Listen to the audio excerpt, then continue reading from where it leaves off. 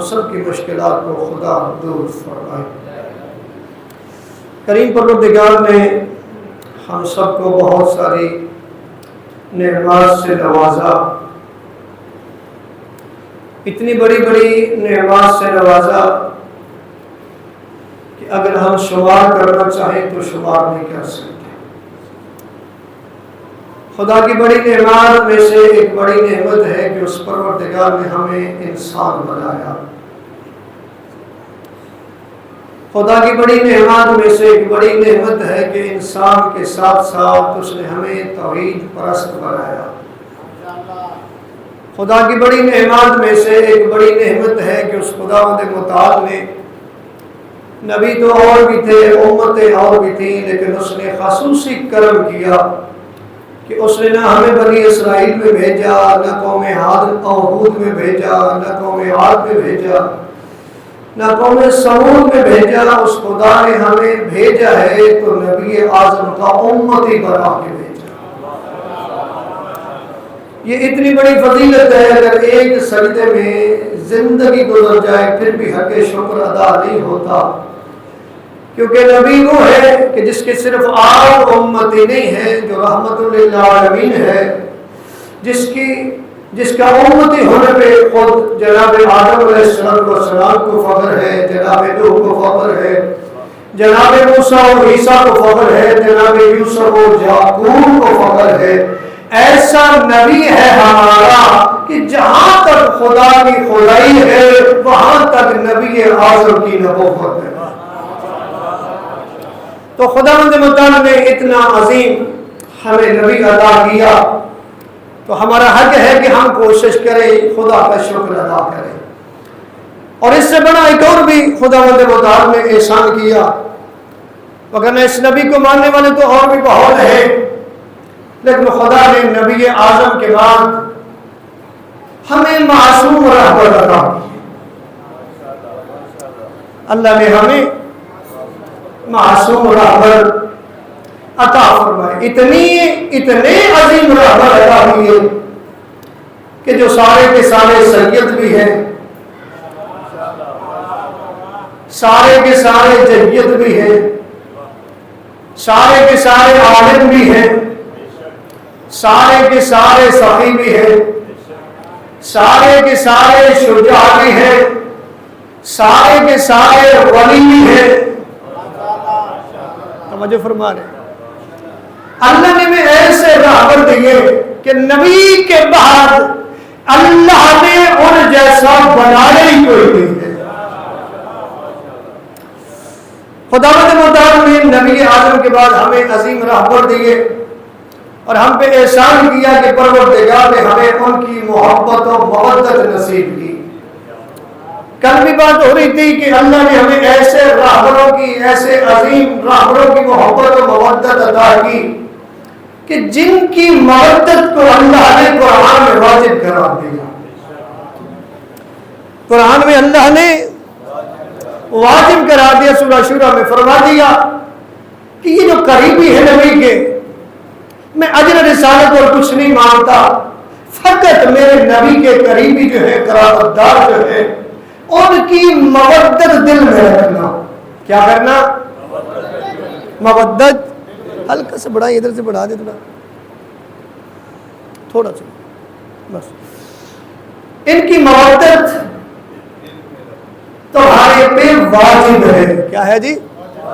کل میں نے حدیث سنائی تھی، آج ہم آگے بڑھتے ہیں، کیونکہ اللہ نے ایسے رہبر دیے ہیں کہ ان کی فضیلت کوئی ایک دو مجلسوں میں ختم نہیں ہوتی ہے۔ ہم متوجہ ہے نہیں سارے صاحبہ؟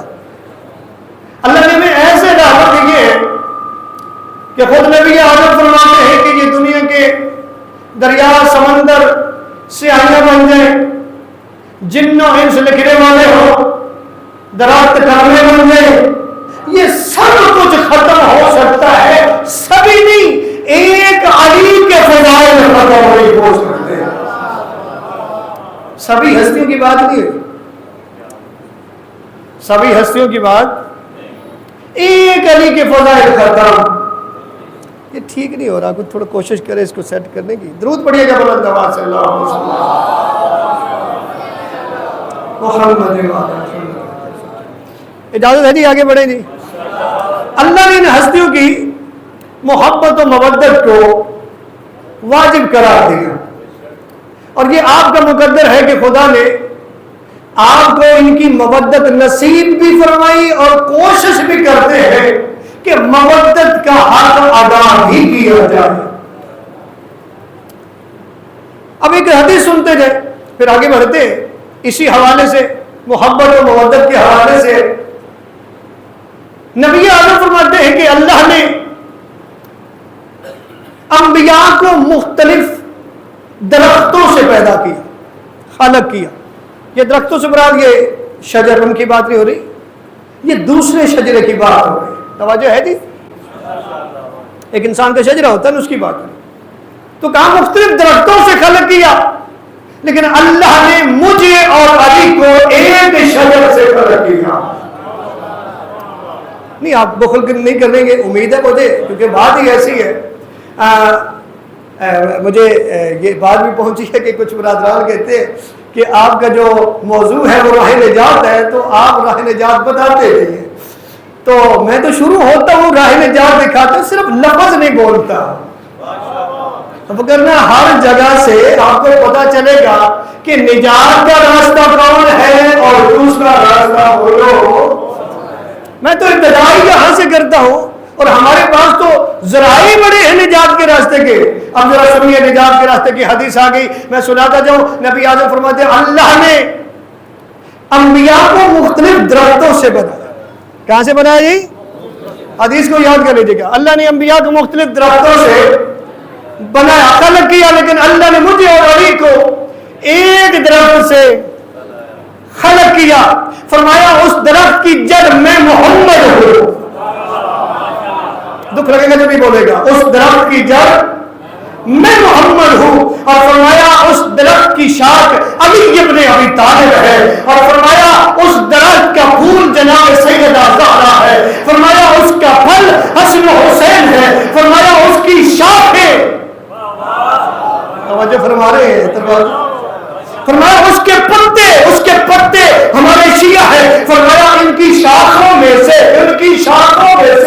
جو بھی کسی شاخ کو تھام لے گا وہ نجات پائے گا, جو روگردانی کرے گا وہ جہنم جائے گا, وہ ہلاک ہو جائے گا. صرف یہاں پہ نہیں, نبی فرماتے ہیں مجھے جب میں کعبہ کی قسم ہے کہ اگر کوئی بندہ صفا اور مروہ کے درمیان 1000 سال عبادت کرے, پھر فرماتے 1000 سال اور عبادت کرے, پھر فرماتے 1000 سال اور عبادت کرے. یہ نبی فرماتے ہیں اگر کوئی بندہ صفا اور مروہ کے درمیان 3000 سال تک عبادت کرے اور خشک اور کوہنا کی طرح مجھ کی طرح ہو جائے, اگر اس کے دل میں میری اور میرے اہل بیت کی محبت میں جہنم میں ڈال دیا جائے گا.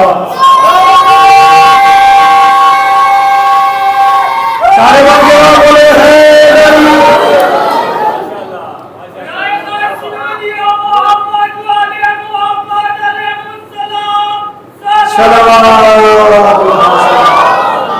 ٹھیک ہو گیا جی.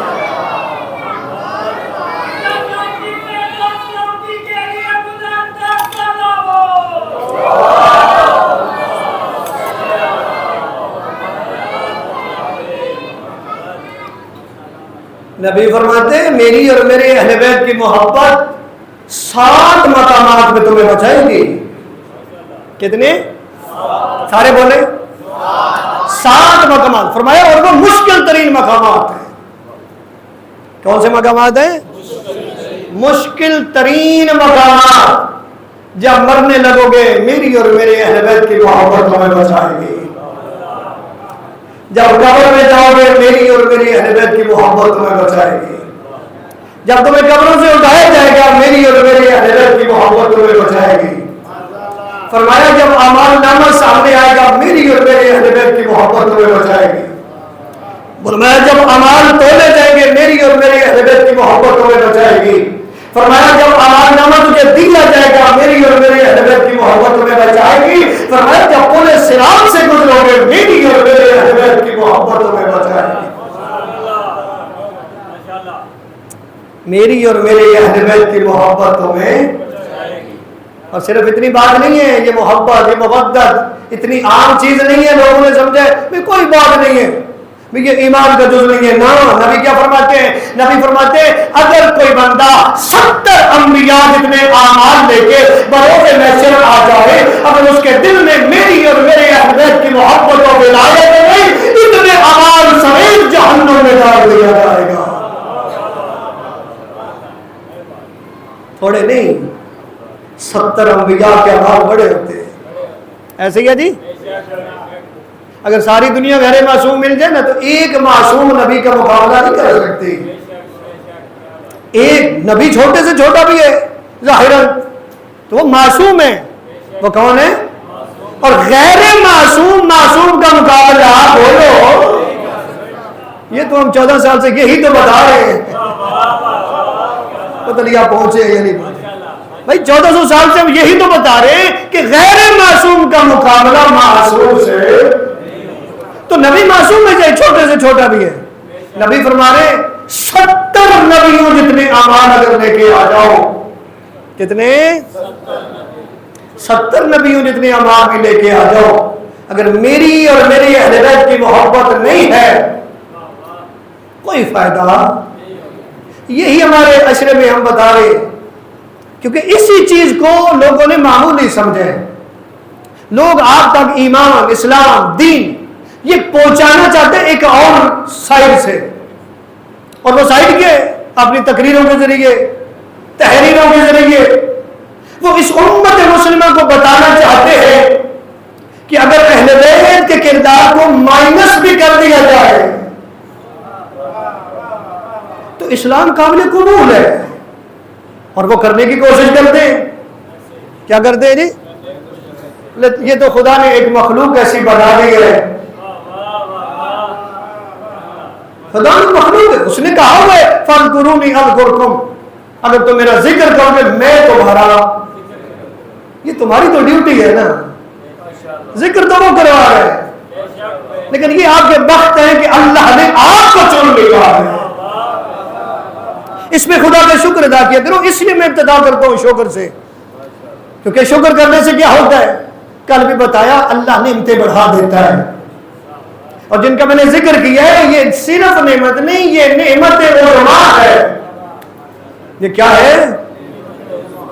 یہی ہم بتانے کی کوشش کر رہے ہیں. اور اسی ذریعے کیونکہ کل میں نے بتایا کہ اللہ کہہ رہے ہیں سورہ آل عمران میں تم ایک بہترین امت ہو. کنتم خیر امت اخرجت للناس تأمرون بالمعروف وتنہون عن المنکر وتؤمنون باللہ. تم ایک بہترین امت ہو. تم کیا کرتے ہو؟ تم امر بالمعروف کرتے ہو، تم نہی عن المنکر کرتے ہو. یعنی اچھی امت آپ اس لیے ہو کہ تم لوگوں کی اصلاح کرتے ہو. کیا کرتے ہو؟ تم اصلاح کرتے ہو. اگر کوئی غلط راستے پہ ہے تو اسے وہ آپ سیدھے راستے پہ لے آتے ہو. اور اس سے بڑا غلط راستہ ہو کیا سکتا ہے کہ نبی فرما رہے ہیں کہ اگر پوری دنیا ایک سائڈ میں جا رہی ہو، ایک وادی میں جا رہی ہو اور اکیلا علی ایک سائڈ میں جا رہا ہو تو دنیا کو نہ دیکھنا، علی کو دیکھنا. علی کی بادشاہی ہے، علی کی بادشاہی ہے، علی اسم الہی ہے کہ جس نے زان میں تولا زبان کے ساتھ دل بولا.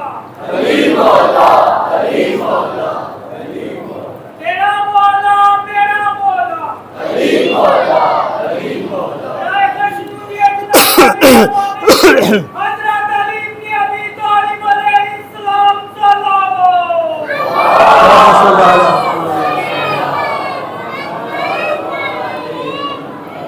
سورہ مائدہ کی آیت نمبر 35. توجہ ہے جی سارے صاحبان. یا ایھا الذین آمنوا، اے ایمان والو. توجہ ہے جی. اتقوا اللہ، اللہ سے ڈرو. توجہ ہے. اے ایمان والو اللہ سے ڈرو. وابتغوا الیہ الوسیلہ، اور اس کے قرب کے لیے وسیلہ تلاش کرو. چلو آج ترجمہ کر ہی دیتے، پوری تو ہوگی پورے عشرے میں ہی. اللہ تک پہنچنے کے لیے کیا کرو؟ وسیلہ تلاش کرو. وجاہدوا فی سبیلہ، اور اللہ کے راستے میں جہاد کرو. لعلکم تفلحون، تاکہ تمہیں نجات مل جائے. میرے بھائی میں لفظ اس لیے نہیں بول رہا، آیت میں بھی لفظ نجات آخر پہ ہے. انتظار کریں انشاءاللہ نجات کے راستے پہ پہنچا دیں گے. ذرا ہاتھ کھڑا کر کے بولے حیدری. جب آیت پورے کریں گے تو نجات بھی ہو جائے گی. اجازت ہے جی؟ اے ایمان والوں 80 مقامات پر ایمان والوں سے اللہ مخاطب ہے. کتنے مقامات پر؟ 80 مقامات پر. اے ایمان والوں کلوا من طیبات ما رزقناکم یا ایھا الذین آمنوا. اللہ ایمان والوں سے باتیں کر رہے ہیں. اور میں روز گزارش کر رہا ہوں کہ اللہ کتنا کریم ہے کہ وہ ایمان والوں سے باتیں کرتا ہے. اور ایمان والے باتیں سنتے ہی نہیں ہیں. یہ جو جتنی چیزیں ہم کر رہے ہیں نا اس کی ایک وجہ یہ بھی ہے جو میں نے ابھی آیت پڑھی ہے یا ایھا الذین آمنوا کلوا من طیبات ما رزقناکم. خدا فرما رہے ہیں اے ایمان والو، اے ایمان والو ہماری عطا کردہ روزی سے پاک کھاؤ. کیا کھاؤ؟ پاکیزہ کھاؤ. میرے بھائی پاکیزہ کھائیں گے تو علی نصیب ہوگا. توجہ ہے جی؟ صحیح معرفت تبھی نصیب ہوگی. پاکیزہ کھائیں گے تو معرفت خدا صحیح ہوگی. پاکیزہ کھائیں گے معرفت نبی صحیح ہوگی. اب مجھے سارے مومن نظردار بیٹھے. مولا متقیان سے پوچھا گیا کہ مولا آپ کے ماننے والوں کی نشانیاں کیا ہے؟ جہاں اور نشانیاں بتائیں اور وہاں پہ فرمایا من طاب مقصدہ، فرمایا میرے ماننے والا میرا شیعہ حلال کھاتا ہے.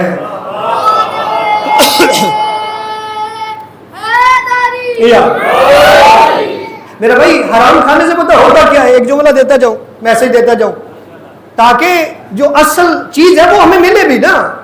حرام کھانے سے نقصان یہ ہوتا ہے، حرام کھانے سے غذا بنی، کھانا بنا یا کوئی فروغ لے لیں جو بھی لیں گے ظاہر ہے بدن پہ اثر کرے گا، خون بنے گا، گوشت بنے گا.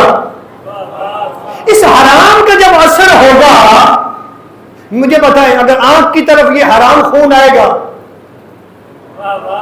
تو آنکھ کیا کرے گی؟ بولو نا آپ بھی تو کچھ بولو. حرام کرے گی. اگر یہی خون زبان کی طرف آئے گا، خون تو سرکولیٹ کرتا ہے نا جی، زبان کی طرف آئے گا تو زبان کیا کرے گی؟ بولو. کوئی کام حرام ہی کرے گی، غیبت کرے گی، جھوٹ بولے گی، تہمت ہاں یا علی کے خلاف جائے گی. توجہ ہے جی؟ کیونکہ اس نے تو کوئی حرام کرنا ہے نا بھائی. اگر خون ادھر آیا کان کی طرف تو ظاہر ہے کان کوئی غلط کام کرے گا. اگر ہاتھوں کی طرف خون آ گیا تو ہاتھ بھی کوئی ظلم. توجہ ہے ذرا بھائی اس کا نقصان ہے. امام بھی چاہتے ہیں پاکیزہ ہو جاؤ اور پاکیزہ کھاؤ تاکہ تجھے ولایت و امامت سمجھ آ جائے. سارے بولے تاکہ تجھے یہ عقیدہ سمجھ بھی آئے. میرے بھائی یہ عقیدہ بعض کا اسی لیے نہیں سمجھ آتا اور بڑے بڑے سمجھانے والے ہوتے ہیں. اگر حرام کھایا ہو تو اس کا اثر، اگر آپ کربلا میں دیکھیں ایک جملہ دیتا جاؤں امام حسین علیہ السلام کے خطبہ اس کے جملے کہ آپ مجھے شہید کیوں کرتے ہیں؟ صرف سمجھانے کے لیے شہید کیوں کرتے ہیں؟ کیا میں نے شریعت بدل دی ہے؟ کیا میں نے اسلام کو بدل دیا ہے؟ کوئی بندہ نہیں بولتا. مولا امام حسین علیہ السلام فرماتے ہیں مجھے پتہ ہے کہ آپ جواب کیوں نہیں دیتے، اس لیے کیونکہ آپ کے پیٹ میں حرام بھرا ہوا ہے. آپ کے پیٹ میں تو پتہ چلا کہ اگر پیٹ میں حرام ہو تو ایمان کی بات کا بھی اثر نہیں ہوتا. اکثر لوگ کہتے ہیں مولانا آپ بڑی باتیں کرتے ہیں، لوگوں پہ اثر نہیں ہوتا. مولانا کا کام صرف پہنچانا ہے.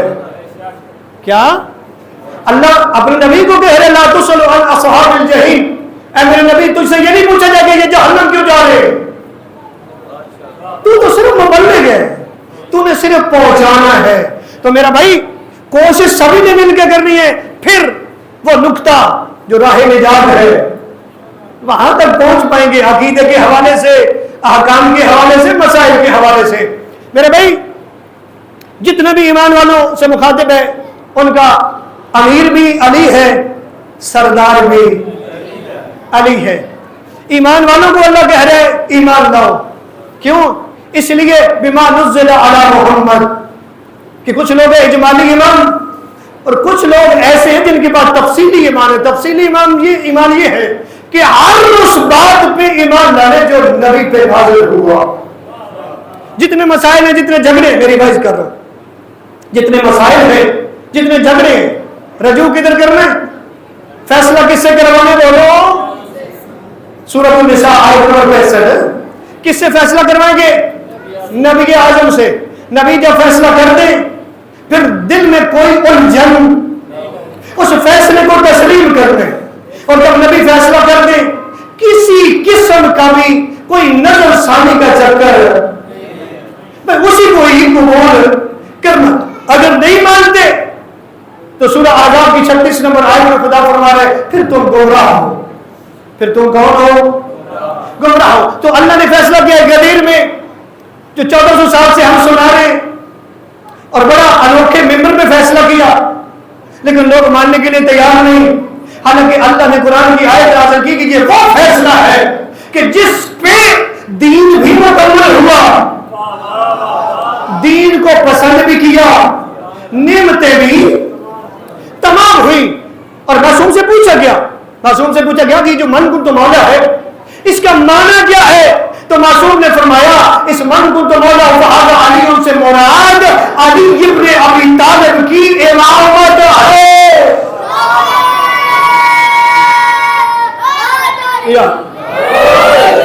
اس سے مراد علی ابن ابی طالب علیہ السلام کی امامت ہے.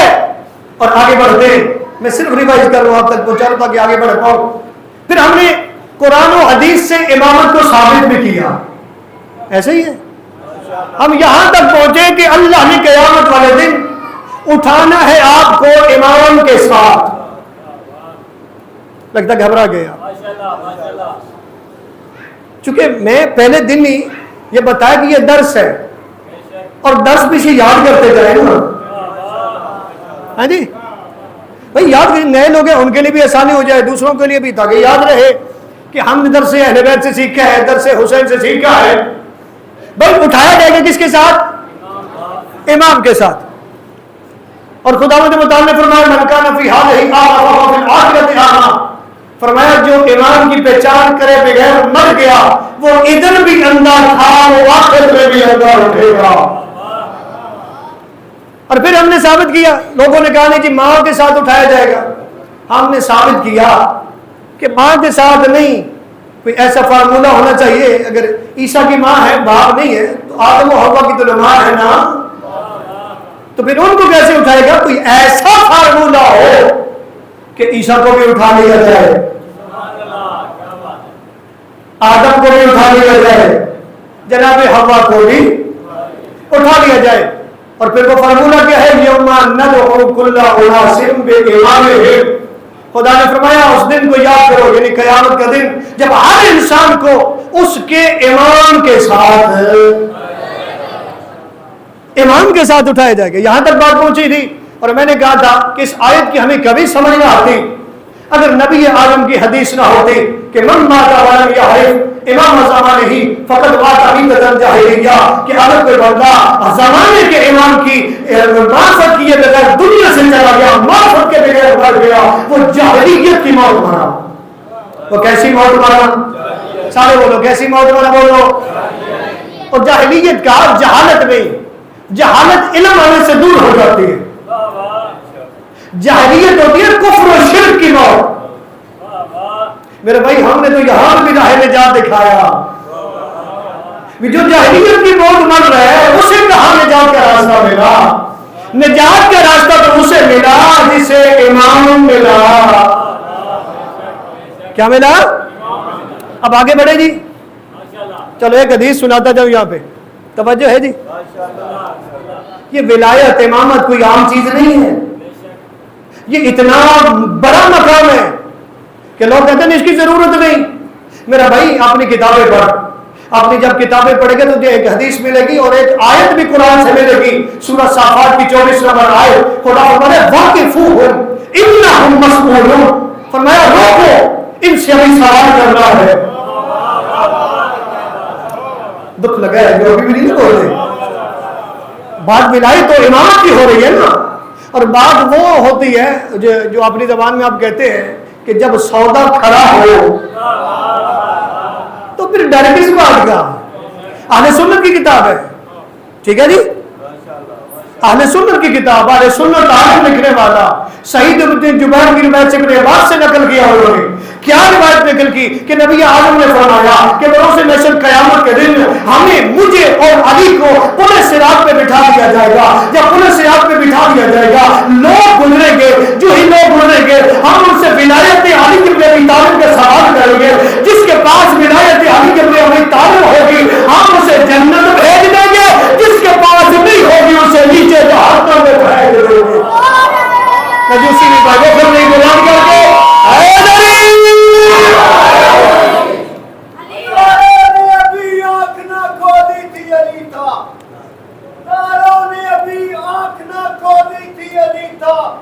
خالق کی زبان کن بھی نہ بولی تھی علی تھا، کرتا تھا دعائیں تھی نہ چولی تھی علی تھا، معراج کے پردے میں بھی موجود علی تھا، مگر تیری ضد ہے کہ وہ چلی تھا، مانا کہ وہ اللہ تھا مگر مان لے تو بھی اس وقت میرا اللہ بھی میرے مولا کی شبیہ تھا.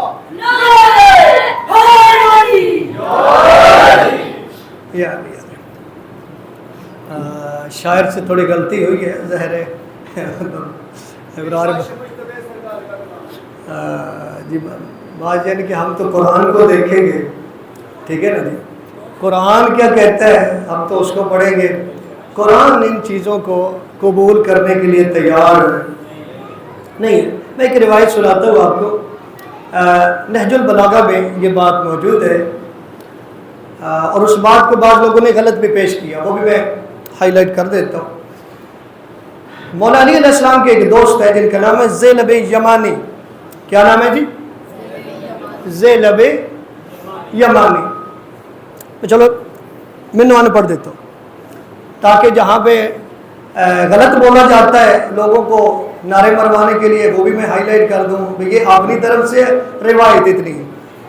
مولا متقیان نے امیر المومنین کے ایک دوستدار ہے زینب یمانی، انہوں نے امام سے عرض کیا کیا آپ نے اپنا خدا دیکھا ہے؟ توجہ فرما رہے ہیں؟ آپ نے اپنا خدا دیکھا ہے؟ امام نے جواب میں کیا فرمایا؟ امام نے فرمایا میں دیکھے بغیر کسی کی پرستش نہیں کرتا. میں دیکھے بغیر کسی کی پرستش. اب ظاہر ہے جیسے آپ پریشان ہوئے ہوں گے ایسے وہ بھی پریشان ہو. مولا علی علیہ السلام کا غلام تھا، وہ کہتے ہیں کہ مولا آپ نے اس کو کیسے دیکھا؟ آپ نے اس کو کس طرح دیکھا؟ اچھا روایت آگے جو ہے نا وہ دو لائنوں پہ اور ہے، لیکن یہاں پہ آپ کے ساتھ نا شرک کا کھیل کھیلا جاتا ہے. یہاں خطیب کو چاہیے نعرے محشر کریں کس حوالے میں؟ شرک سب سے بڑا گناہ ہے، قرآن میں اللہ نے فرمایا. وہ کیا کہتے ہیں؟ خطیب کہتے ہیں کہ جی اس نے کہا کہ جی پھر اللہ کیسا تھا؟ تو نعوذ باللہ مولا علی علیہ السلام نے فرمایا تو دیکھنا چاہتا ہے اللہ کیسا ہے؟ اس نے کہا جی دیکھنا چاہتا ہوں. تو جی مولا نے فرمایا یہ مجھے دیکھو جیسے میں ہوں ایسا اللہ ہے. اب یہاں پہ یہ خطیب کی اپنی محنت جو شرک کیا ہماری نسلوں سے بھی ایسی باتیں پہنچائی تاکہ ان کا بھی نقصان ہو. روایت کیا ہے؟ زینب یمانی کہتا ہے کہ آپ نے انہیں کس طرح دیکھا، یعنی کیسا دیکھا؟ اب ذرا میں پڑھ دیتا ہوں. مولا علی علیہ السلام فرماتے ہیں ظاہری آنکھیں یعنی یہ آنکھیں اس سے نہیں دیکھ سکتی. میں لفظوں کا خود ذمہ دار ہوں. نہج البلاغہ میں ظاہری آنکھیں اسے، سارے بولو نا ذرا، یہ آنکھیں اسے، ابھی قرآن سے بھی بتائیں گے، ظاہری آنکھیں اسے نہیں دیکھ سکتی لیکن حقیقت ایمان کی شعاؤں کے ذریعے دل اسے دیکھتا ہے. یہ ہے عقیدہ جو مولا علی علیہ السلام نے بیان کیا. فرمایا یہ حقیقت ایمان ہے نا، اس کی شعاؤں کے ذریعے سے یہ دل اسے دیکھتا ہے، آنکھ نہیں دیکھتی. اب میں بتاؤں کہ نبی نے کیوں فرمایا القرآن و علی و علی القرآن. اب علی کیسے قرآن کے خلاف جا سکتے ہیں؟ یہ جو بات کی یہ نہیں دیکھتی یہ دل کی شعاؤں کے ذریعے دیکھا جاتا ہے، حقیقت ایمانی کی شعاؤں کے ذریعے دل کے ذریعے دیکھا جاتا ہے۔ اب ذرا پڑھ قرآن، خدا فرما رہا ہے ان تدرکہ الابصار وہو یدرک الابصار وہو اللطیف الخبیر، فرمایا اللہ کہتا ہے یہ آنکھیں اسے نہیں دیکھتی، وہ ان آنکھوں کو دیکھتا ہے۔ یہ ہے قرآن عقیدہ، یہ ہے قرآن عقیدہ۔ اب ذرا سنیے ایک جملہ اور سن لے میرے بھائی، جہاں پہنچے تھے وہاں پہ بھی یہ بات کرنی تھی میں نے، چلو اصلاح ہو گئی، کیونکہ قرآن ایک عظیم کتاب ہے اور وارثان قرآن ایک عظیم منبع ہے علم کا، لیکن ان کا علم قرآن سے باہر نہیں ہے۔ توجہ ہے سارے صاحبان کی؟ چھٹے امام سے کسی نے علم کے بارے میں پوچھا تو چھٹے امام نے فرمایا جو پہلے کچھ ہو چکا میں وہ بھی جانتا ہوں۔ یار آپ کے امام کی بات ہو رہی ہے، آپ بول ہی نہیں۔ جو کچھ پہلے ہو چکا میں اسے بھی جانتا ہوں، جو قیامت تک ہوگا میں اسے بھی جانتا ہوں۔ جب بندے کی پریشانی دیکھی امام فرماتے ہیں گھبرا نہیں، یہ جتنا جانتا ہوں یہ سارا قرآن میں موجود ہے۔ یہ کہاں موجود ہے؟ قرآن پڑھو، پھر عقیدہ کبھی خراب نہیں ہوگا، کبھی عقیدہ خراب نہیں ہوگا۔ بنی اسرائیل نے کہا ہم دیکھنا چاہتے ہیں اللہ کو مگر نہیں مانتے۔ قرآن کہتا ہے موسیٰ نبی نے دعا کی پروردگار اپنا جلوہ دکھا، توجہ ہے، جلوہ دکھا، تو کیا اللہ نے جلوہ دکھا دیا؟ شکل دکھا دی؟ قرآن کہتا ہے کہ لن ترانی اے موسیٰ تو مجھے کبھی نہیں دیکھ سکتا، تو مجھے کبھی۔ اب آتے ہیں موضوع پہ، اس کو دیکھنا ہم ملاتے کیسے بھائی، یہی ہم کہتے ہیں۔ ایک جملہ کہہ دوں، میں نے ابھی ایک حدیث پڑھی تھوڑی دیر پہلے کہ یہ حدیث اگر نہ ہوتی تو ہمیں سمجھ نہ آتی یوم ندعو کل اناس بامامہم کی۔ حدیث کیا ہے کہ جس نے اپنے زمانے کے امام کی معرفت حاصل نہ کی وہ جاہلیت کی موت مرا۔ اچھا میں آپ کا امتحان بھی لیتا ہوں، ایک سوال بھی کرتا ہوں، مجھے یہ بتائیں کبھی کسی عالم سے کسی خطیب سے یہ حدیث سنی ہے کہ وہ بندہ جاہلیت کی موت مرا جس نے اپنے زمانے کے نبی کی پہچان نہیں کی؟ تھوڑا کوشش کرے، ہو سکتا ہے کہ بچپن سے سن لیا ہو، من مات ولم یعرف، نبی کا زمانے سب پڑھا ہو گئی سنا ہو، میں نے تو نہیں پڑھا۔ میں یہ نبی کی توہین نہیں کر رہا، نبی کا مقام نہیں گھٹا رہا، توجہ ہے جی۔ ایک جملہ دینا چاہتا ہوں بھائی، امام کی معرفت کیوں کہا؟ امام کی معرفت اس لیے کہا کہ ضروری ہے کیونکہ امام کی معرفت زینہ ہے۔ نہیں آپ نہیں پہنچے، امام کی معرفت کیا ہے؟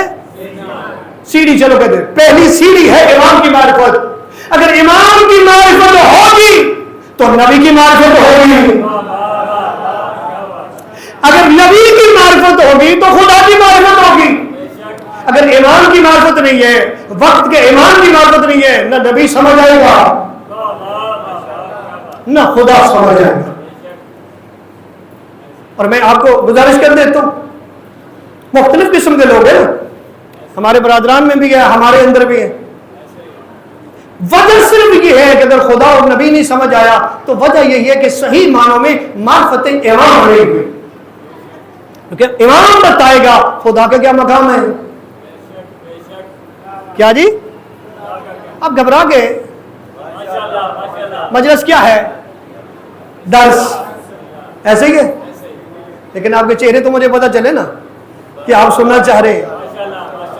امامت کبھی اس انداز میں بھی سنا کرے بھائی، امام کی معرفت پہلا دن ہے، امام کی معرفت ہوگی تو نبی کی معرفت ہوگی، امام کی معرفت ہوگی تو خدا کی معرفت ہوگی۔ اب یقین کریں جس نے بھی صحیح امام کی معرفت کی اس نے کبھی زندگی میں شرک نہیں کیا، جس نے بھی امام کی معرفت کی اس نے کبھی زندگی میں توہین رسالت نہیں کی۔ پتہ نہیں میں کیا پڑھ رہا ہوں، کبھی اس نے توہین رسالت نہیں کی۔ میں ابھی چند جملے میں آپ کو بتاتا ہوں امام کی معرفت نہ ہونے کی وجہ سے، ٹھیک ہے، امام کی معرفت نہ ہونے کی وجہ سے یہ شبیہ کا جو سلسلہ ہے یہ امام کی معرفت نہ ہونے کی وجہ سے ہے۔ کہ جی خدا کی فلاں شبیہ ہے. شبیہ کس کی ہوتی ہے؟ جس کا چہرہ آپ جانتے ہیں.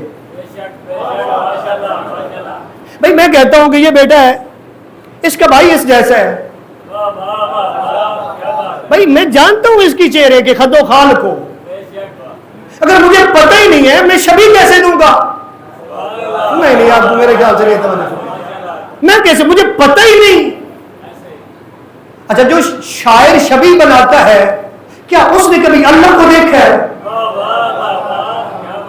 یا دیکھا جا سکتا ہے؟ یا اللہ کوئی مرکب ہے کسی چیز سے بنے؟ نہیں، وہ تو کہتا ہے لیسا کمثلہ شیء، میری مثل کوئی چیز ہی نہیں. میں عقیدہ دے رہا ہوں اور یہاں نقش کر کے جا رہا ہوں. بھائی اللہ مرکب نہیں ہے، یعنی چند چیزوں سے مل کے اللہ نہیں بنتا. اگر چند چیزوں سے مل کے اللہ بنے تو وہ چیزیں پہلے ہوں گی، اللہ بعد میں ہوگا. تو ایسی تو کوئی چیز ہی نہیں ہے جو اللہ سے پہلے ہو. اور دوسری بات، یہ چہرہ، یہ آنکھیں، یہ زبان، یہ ہاتھ، یہ ٹانگیں، یہ محتاجی ہے. یہ میں ہاتھ ہلا رہا ہوں نا، ہاتھ ہے تو ہل رہے، اگر نہیں ہوگے تو نہیں. زبان ہے نا، بول رہے، اگر زبان ہی نہیں ہے اس کا مطلب یہ بھی محتاجی. زبان بھی بولو سارے. آنکھیں ہیں تو دیکھ رہا ہوں، اگر آنکھیں نہیں ہوگی تو یہ بھی محتاجی. کان ہے تو سن رہا ہوں، اگر نہیں ہے تو یہ ساری محتاجی ہے. لیکن اس کائنات میں واحد خدا کی ذات ہے جو محتاج نہیں ہے. کیا جی؟ اللہ محتاج. اور یہ بتانے والا بھی کون ہے؟ آپ کا امام. کیونکہ معرفت امام ہوگی آپ کبھی اللہ کو محتاج نہیں کہیں گے. کیونکہ وہ بندہ کیسے اللہ کو محتاج کہے گا جس کا امام کہہ رہا ہے الہی کفا بی عزت ان اکون لک عبدا، میرے پروردگار میری عزت کے لیے کافی ہے کہ میں تیرا بندہ ہوں.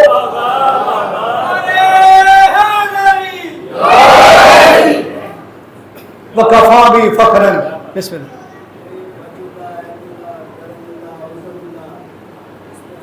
میں بسم اللہ کرتا ہوں. بیٹھیں. یہی مقصد ہے مجلس کا.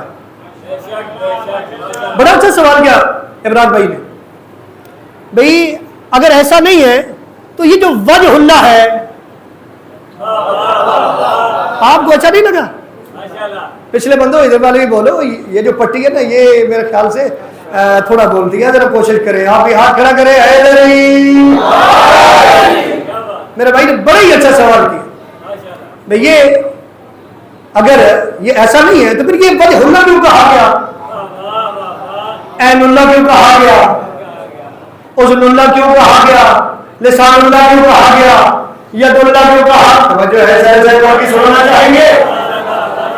یہ خود مولا امین علیہ السلام سے سوال کیا گیا بھئی آپ کا چہرہ وجہ اللہ کیوں ہے، زبان لسان اللہ کیوں ہے، کان اذن اللہ کیوں ہے، آنکھ ید اللہ کیوں ہے؟ تو مولا متقیان نے فرمایا یہ آنکھیں اس لیے عین اللہ ہے، یہ وہ آنکھیں ہیں جنہوں نے کبھی ادھر دیکھے ہی نہیں جدھر اللہ پسند نہیں کرتا. توجہ کر رہے ہیں؟ توجہ کر رہے ہیں؟ آپ کھڑا کر کے بولے حیدری. یہ آنکھیں اس لیے عین اللہ ہے کہ انہوں نے اور میں مثال دے دوں. کعبے میں آئے ہیں علی، میں دیکھتا ہوں پہنچے ہیں آپ میں نہیں. کعبے میں آئے ہیں علی 3 دن کے بعد 13 رجب کو آئے، 16 کو نبی آئے. جب نبی آئے اس وقت تک 3 دن تک علی نے آنکھیں نہیں کھولی. جب آنکھیں نہیں کھولی نبی نے پوچھا یا علی تو نے آنکھیں کیوں نہیں کھولی؟ علی فرماتے ہیں ادھر ادھر بت تھے میں دیکھتا کیسے، میں چاہتا تھا میں نبی کا چہرہ دیکھوں. آخرا ہے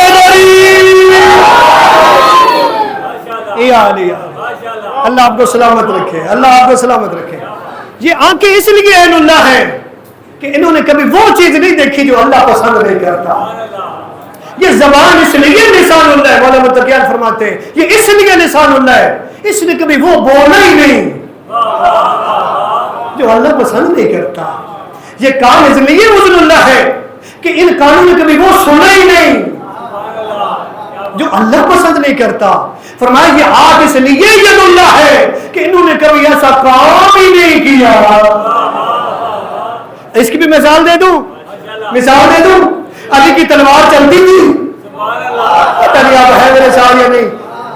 علی کی تلوار چلتی تھی, کبھی 2 کو اڑایا 2 کو چھوڑ دیا, کبھی 3 کو اڑایا پھر 2 کو چھوڑ دیا. چل کسی نے پوچھ لیا مولا آپ تلوار چلاتے تھے کچھ لوگوں کو چھوڑ کیوں دیتے تھے؟ تو مولا نے فرمایا میں ان کو چھوڑتا تھا جن کی نسلوں میں بھی کوئی مومن پیدا ہوتا تھا. سارے بولے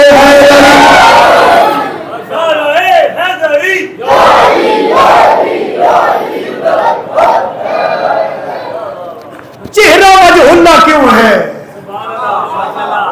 توجہ ہے جی. اب گھبرائے تو نہیں بیٹھے حاجی صاحب, گھبرائے تو نہیں بیٹھے. چہرہ کیوں وجہ اللہ ہے؟ فرمایا چہرہ اس لیے وجہ اللہ ہے کہ یہ چہرہ کبھی اللہ کے علاوہ کسی کے آگے جھکا ہی نہیں ہے. اور یہ صرف آپ بھی کہتے, ہمارے برادران اہل سنت ہمارے بھائی ہیں, وہ بھی مولا علی علیہ الصلوۃ والسلام کے نام کے ساتھ ایک جملہ کہتے ہیں کرم اللہ ہو. یہ کیوں کہتے ہیں؟ کہ یہ وہ چہرہ ہے, وہ ماتھا ہے, وہ پیشانی ہے جو اللہ کے علاوہ کسی کے آگے جھکی ہی نہیں ہے. سمجھ آئیے میرا بھائی, یہ ہے معرفت امام. معرفت امام ہوگی قرآن بھی سمجھ آئے گا, توحید سمجھ آئے گی. اب ذرا دوسری سائڈ پہ آ جائیں, ادھر تو ٹھیک ہو گیا ماحول, اب دوسری سائڈ پہ آتے ہیں. اب یہاں انہیں بھی معرفت نبی کی وجہ سے دھچکا لگا. سننا چاہیں گے؟ اصلاح ہو رہی ہے, کسی پہ تنقید نہیں ہو رہی. ہو سکتا ہے کہ تیرے دل میں اتر جائے میری بات. میرے برادران اہل سنت بھی بیٹھے, انہیں معرفت امام کی وجہ سے ایک دھچکا لگا. کیا جی؟ ابھی میں نے ثابت کیا کہ اللہ نظر نہیں آتا. ان کے بڑے بڑے لوگ کہتے ہیں کہ جی جب معاشر ہوگا اللہ کا دیدار ہوگا. سنا ہے آپ نے کبھی؟ اللہ کو دیکھیں گے, کیا کریں گے جی؟ اللہ کو. صرف یہاں نہیں, یہاں تک کہہ دیا کہ پوچھا جائے گا جہنم سے کہ بھر گئی ہے, وہ کہے گی حل من مزید. جب وہ کہے گی کوئی اور دو تو اللہ اپنی ٹانگ ڈال دے گا. توجہ نہیں کی میرے خیال سے ہے. اللہ اپنی ٹانگ کو, اچھا اللہ کی بھی ٹانگ ہے جی, اور وہ اللہ کیسا ہے کہ جس کی ٹانگ جہنم میں جا رہی ہے؟ یہ کیوں ہے؟ اس لیے کہ جب مانا جاتا نا معرفت امام ہوتی, اماموں کو مانا جاتا, پھر وہ بتاتے نہج البلاغہ پڑھنا تجھے پتہ لگے توحید ہے کیا. وہ نہیں پڑھی جاتی, صرف دعائے قمائل کا ترجمہ پڑھ لے بھائی, تجھے پتہ چلے توحید کسے کہتے ہیں. کیا جی؟ توحید کسے کہتے ہیں پتہ چلے. مسائل یہاں پہ ہی ہوئے کہ معرفت امام نہیں ہے. اب آگے بڑھے, معرفت نبوت کیسے نہیں ہے؟ معرفت وہ بھی معرفت امام کی وجہ سے نہیں ہے. اگر معرفت امام ہوتی تو معرفت نبوت بھی ہو جاتی. معرفت امام نہ ہونے کی وجہ سے چند روایتیں سنا دوں, گھبرا تو نہیں گئے بھائی. معرفت امام نہ ہونے کی وجہ سے یہ روایتیں برادران کی کتابوں میں آنا تھی کہ نبی پہ جادو کر دیا جاتا تھا. کئی دنوں تک سحر زدہ رہتے تھے, بخاری شریف کی روایت. کئی دنوں تک کیا ہوتا تھا؟ سحر زدہ, یعنی ان پہ جادو ہوتا تھا. نبی کو پتہ ہی نہیں ہوتا تھا میں کیا کر رہا ہوں. بخاری شریف کی روایت. اور سناؤں, چلو یہاں کوئی جواب دے کے جاؤں. اگر معرفت امام ہوگی تو کوئی مانے گا بھی نبی پہ جادو ہوا, کیونکہ معرفت امام ہوگی تو اس کے سامنے 8ویں محمد کا واقعہ ہوگا. جادوگروں نے جادو کیا, امام نے قالین پہ دیکھا شیر بنا ہوا تھا, اسے کہا آ جا ان کو کھا جا. پہنچے ہیں آپ, پہنچے. سارے ہاتھ کھڑا کر کے بولے حیدری, آ جا نہیں کھا جا. ہاں جی, اچھا بنا تھا یہ نہیں بولو نا, بنا تھا. جادوگروں کو کھا گیا, اور تخت والے نے کہا کہ انہیں کہے کہ یہ نگل دے. تو کہا اگر موسیٰ کے عصا نے پھینک دیے تھے کیا ہو رہا ہے جی؟ تو یہ میں بھی کر دیتا ہوں. تو جن کی معرفت امام یہاں پہ ہے، کیا وہ مانے گے کہ نبی پہ جادو ہوتا تھا؟ مان لیں گے جی؟ اگلی بات، نبی پاک کو صحب ہوتا تھا نماز میں اور وہ رکھتے بھول جاتے تھے. یہ بھی بخاری شریف میں. نبی پاک، ایک روایت اور بخاری کی، نبی پاک نماز پڑھتے پڑھتے سو گئے. توجہ ہے نا؟ نبی پاک نماز پڑھتے پڑھتے بھائی سو گئے اور خراٹے لینا شروع ہو گئے. جب جگایا گیا تو جاگنے کے بعد بغیر وضو کے نماز پڑھنے لگے. یہ بھی معرفت نبی نہیں. اس کی وجہ سے اگر معرفت نبی ہوگی تو پھر یہ بات ذہن میں آئے گی نا کہ یہ تو نبی ہے، پوری دنیا کا نبی ہے، ہر کسی کا نبی ہے. اسی نبی کا وسیع ایک ہم نے دیکھا ہے جسے جنگ میں ایک تیر لگا، جہاں تیر نکلتا نہیں ہے، نبی فرماتے ہیں ابھی تیر نہ نکالے. جب علی نماز پڑھیں گے اس وقت علی کا اللہ سے رابطہ ایسا ہوتا ہے تم تیر نکال لو گے، علی کو پتا بھی نہیں چلے گا. جس کا وسیع ایسا ہوگا اس کا نبی ایسا، جس کا وسیع ایسا ہے. توجہ ہے جی؟ جس کا وسیع ایسا ہے، وہ جس کا وسیع ہے وہ کیسا ہوگا.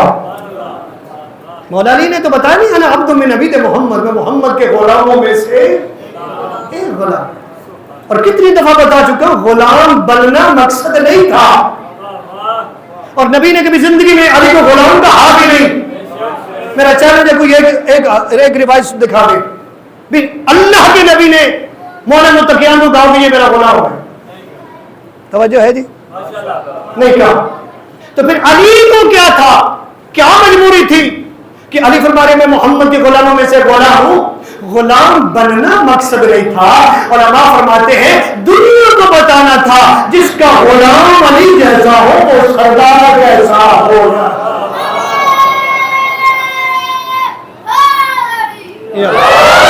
جس کا غلام ایسا ہو، علی جیسا ہو، وہ سردار.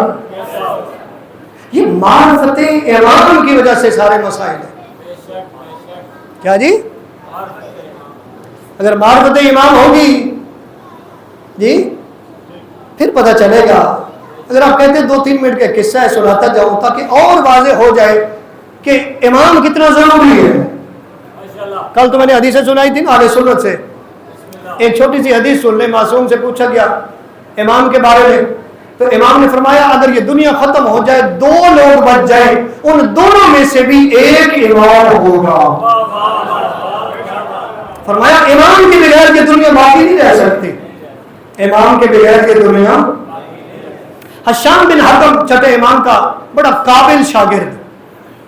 امام نے صحابہ کی محفل ہے، شاگردوں کی محفل ہے، پوچھ لیا. مولا فرمایا حشام بن حکم عمر بن عبید سے تیری کیا باتیں ہوئی؟ اب آپ نے تھوڑا تیزی سے میرے ساتھ ملتے ہیں، میں تھوڑا شارٹ ٹائم ہے، اس کو میں چاہتا ہوں کہ آج آپ تک پہنچے کیونکہ ماحول ایسا ہے یہ بات پہنچنی چاہیے. میرے بھائی نبی مولا امام صادق فرماتے کہ بتا عمر بن عبید سے تیری کیا باتیں ہوئی؟ مولا آپ سے کیا بات کریں، حیا مانے ہے. امام فرمایا حکم دے رہا ہوں. کیا کر رہا ہوں؟ الامر فوق الادب. جو حکم ہوتا ہے وہ ادب پہ اوپر ہوتا ہے. ٹھیک ہے جی؟ فرمایا چلو آپ کا حکم ہے تو بتاتا ہوں. فرمایا مجھے پتا چلا کہ یہ عمر بن عبید بصرے میں بڑا واز کرتا ہے. میں نے پروگرام بنایا، میں چلا کوفے سے، جمعہ کے دن بصرہ پہنچا. مسجد بصرہ میں نے دیکھا عجیب منظر یہ تھا کہ ایک جماعت ہے بہت بڑی جو اس پہ سوال کر رہی ہے اور یہ بڑے ٹھاٹ باٹ سے بیٹھا ہے، بڑا عالم بن کے بیٹھا ہے، لوگ سوال کر رہے ہیں. میں بھی چلتا ہوا ایک جگہ میں بیٹھ کے دوزانوں بیٹھا. میں نے کہا اے عالم، اے مرد عالم، میں ایک مسافر ہوں، میں بھی ایک سوال کرنا چاہتا ہوں. میں کل گزارش کر رہا تھا نا کہ مناظرے کا طریقہ گالیاں نہیں ہے. تجھے بتاؤں امام کی محفل میں بیٹھنے والا مناظرہ کیسے کر رہا ہے اور امامت ثابت کیسے کر رہا ہے. اسی کو فالو کرو، اسی کے اثر ہے. میں نے سوال کیا، میں نے کہا اور ہے جی مولا فرماتے ہیں کیا سوال کیا؟ حشام بن حکم کہتا ہے میں نے عمر بن عبید پہ سوال کیا بھی یہ بتا تیری آنکھ ہے میرے ساتھ رہنے، جیسے آپ پریشان ہوئے ایسے وہ بھی پریشان ہو. کہا جوان دیکھا، کہا بڑا عجیب سوال ہے، آمکانہ سوال ہے، یہ بھی کوئی سوال ہے؟ دیکھ نہیں رہے، یعنی مقصد یہ تھا کہ دیکھ نہیں رہے میری آنکھ ہے. حشام بن حکم کہتا ہے میرے سوال کچھ ایسے ہی ہے. توجہ ہے؟ آپ سنیں گے جی، میرے سوال کچھ ایسے ہی ہے. اچھا کہتے ہیں اگرچہ سوال آمکانہ ہے لیکن کرو سوال. کہا پہلا سوال یہ ہے بتا تیرے پاس آنکھ ہے؟ کہتا ہے. حشام بن حکم کہتا ہے کہ یہ بتا آنکھ سے کیا کام لیتا ہے؟ فرمایا کہتے ہیں رنگ اور اجسام کو دیکھتا ہوں، یعنی دیکھتا ہوں. کہا تیرے پاس ناک ہے؟ اب ماحول نہ خراب ہو، میں نتیجہ دینے لگا ہوں، امامت ثابت کرنے لگا ہوں بڑے اچھے طریقے سے. حشام بن حکم کی زبان ہے. کہا تیرے پاس ناک ہے؟ کہتا ہے جی. غور کریں بس 2 منٹ میں ختم کر. تیرے پاس ناک ہے؟ توجہ ہے؟ بس کر دیں، ماحول بنائیں گے کیونکہ نتیجہ تیرے پاس ناک ہے؟ کہتا ہے کیا کرتا ہے اس سے؟ کہا سونگتا ہوں، خوشبو سونگتا ہوں، بدبو کا پتہ چلتا ہے. کہا اچھا تیرے پاس کان ہے؟ کہتا ہے ہاں ہے. کہا اس سے کیا کام لیتا ہے؟ کہا آوازوں کو سنتا ہوں. کہا تیرے پاس زبان ہے؟ کہا زبان ہے. اس سے کیا کرتا ہے؟ ذائقہ محسوس کرتا ہوں. اچھا کہا تیرے پاس دل ہے؟ اب انتظار ختم ہوگی، نتیجہ دینے لگو. کیا کمال رزلٹ اور کیا کمال امامت ثابت کی، کیونکہ ان چیزوں سے بھی امامت ثابت ہوتی ہے. جو بندے نہیں مانتے انہیں پتہ چلتا کہ امامت کتنی ضروری ہے. کہا تیرے پاس دل ہے؟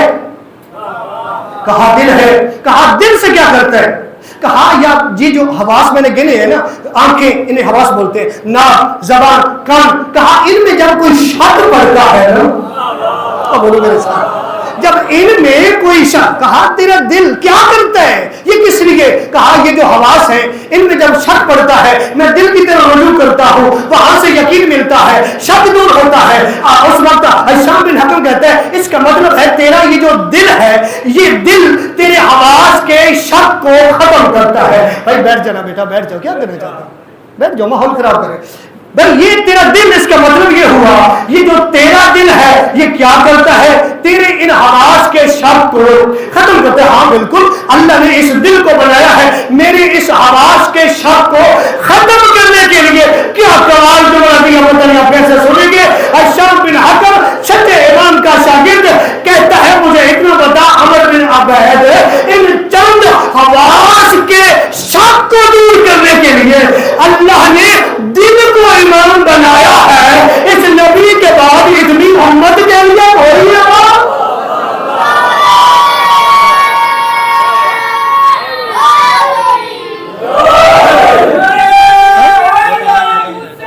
صاحب نہ پڑھے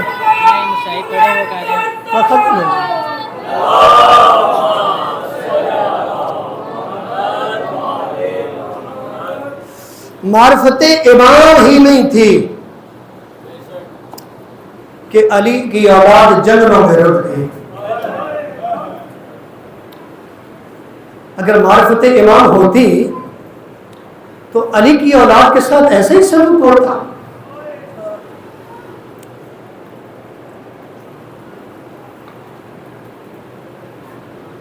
یہ معرفت امام نہیں تھی. غدیر کو بھلا دیا تھا، امامت و ولایت کو بھلا دیا تھا کہ علی کی اولاد جنگلوں میں رک گئی. ٹائم مختصر رہ گیا چونکہ موضوع ایسا شروع کر لیا تھا کہ ایک نتیجے تک پہنچانا ضروری تھا، اس لیے تھوڑا سا لمبا ہو گیا، اس کی معذرت چاہتا ہوں. بس چند منٹوں کے لیے حسین کے اس دوست کے درد سنانا چاہتا ہوں جسے حسین حبیب کہتے ہیں. جسے حسین کہتے ہیں میرا حبیب. اللہ تجھے لے جائے نا کربلا، کربلا جانا تو وہاں دیکھنا حسین کے حبیب ابن مظاہر کا مقام کیا ہے۔ اکثر علماء تو یہ کہتے ہیں کہ سب سے پہلے حبیب کی زیارت کرو پھر حسین کی زیارت کرو۔ اللہ نے اتنا مقام دیا حبیب ابن مظاہر کو۔ یہ حبیب ابن مظاہر واحد شخصیت ہے کہ جو کربلا میں نہیں تھا، حسین نے خط لکھ کے بلایا، اور خط میں بھی حسین حبیب کو فقیہ کہہ رہے ہیں۔ کیا کہہ رہے ہیں؟ اگر حسین ہمیں کہیں گے میرے شیعہ ہیں، حسین ہمیں کہیں گے ہمارے عزادار ہیں، تو کیا مقام ہوگا نا؟ تو جس کو حسین کہہ دے یہ میرا حبیب ہے، یہ فقیہ ہے، کیا مقام ہوگا اس کو۔ یہ حبیب ابن مظاہر ایک عالم کو خواب میں ملے۔ جب خواب میں ملے تو عالم نے پوچھا کہ آپ نے امام حسین علیہ السلام پہ اپنی جان کا نذرانہ پیش کیا۔ یہ ذہن میں رہے 75-76 سال عمر تھی حبیب ابن مظاہر کی کربلا میں۔ آپ کی کوئی خواہش ہے؟ مرتبہ بڑا ہے کہ حسین سے پہلے شہید ہو گئے، کوئی خواہش ہے تیرے دل میں؟ تو حبیب ابن مظاہر کہتے ہیں بس ایک خواہش ہے جو پوری نہیں ہو سکی۔ عالم نے پوچھا وہ خواہش کیا ہے؟ وہ کہتے خواہش یہ ہے میں حسین سے پہلے شہید ہو گیا، کاش میں بعد میں شہید ہوتا تو عزاداروں کے ساتھ بیٹھ کے حسین کو جی بھر کے رو لیتا۔ جنہوں نے جو نہ سمجھے، یعنی حسین کا عزادار بننے کی حبیب ابن کی مظاہر کی خواہش بڑی ہے۔ اور آج آپ رونا بھی اور یہ دل میں کہنا حبیب ابن مظاہر ہم تیری نیابت میں حسین کو بھی روئیں گے، حسین کے علی اکبر کو بھی روئیں گے، حسین کی عباس کو بھی روئیں گے، حسین کی علی اصغر کو بھی روئیں گے، حسین کی بہنوں کو بھی روئیں گے۔ عزاداروں اللہ نے اتنا مقام بنایا حبیب ابن مظاہر کا۔ نبی اعظم کی زیارت کی، مولا متقیان کے ساتھ مل کے جنگیں بھی کی، جناب سیدہ سے روایات بھی کی، امام حسن کو بھی دیکھا، امام حسین کا حبیب بنا۔ امام نے خط لکھ کے بلایا، خط آیا، بی بی پوچھتی ہے کس کا خط ہے؟ کہتا ہے کیا بتاؤں؟ امام حسین علیہ السلام کربلا میں اکیلے رہ گئے۔ کوشش کیجئے گا، یہ وفادار ہے امام کا، حق بنتا ہے کہ پرسہ دیا جائے جو حسین کو پیارا ہے۔ کہا حسین کربلا میں اکیلا رہ گا، میرے امام نے لکھا ہے کہ جتنی فوجیں آ رہی ہیں میرے دشمن آ رہے ہیں، اور میری بہنیں کہتی ہیں حسین دیکھ تو صحیح، ہو سکتا ہے کوئی تیرا بھی ہو۔ حسین فرماتے ہیں حبیب تو میرا حبیب ہے، آ جا۔ عزاداروں بیوی پوچھتی ہے بتا تیرا کیا ارادہ ہے؟